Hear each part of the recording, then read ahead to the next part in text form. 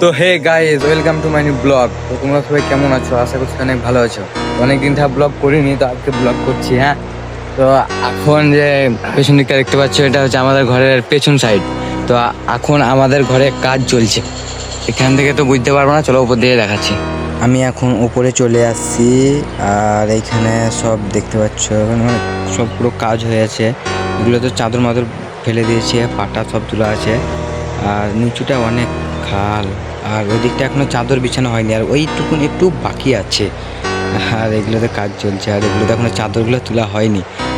আর এখানে সব পাটাগুলো সব ওলটোল হয়ে পড়ে আছে, আর উপর থেকে নিচুটা দেখতে কেমন লাগছে দেখো।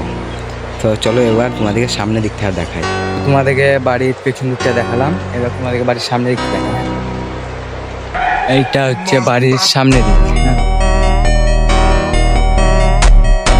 এটা বাড়ির সামনে দিক, এটা বাড়ির সামনে দিক।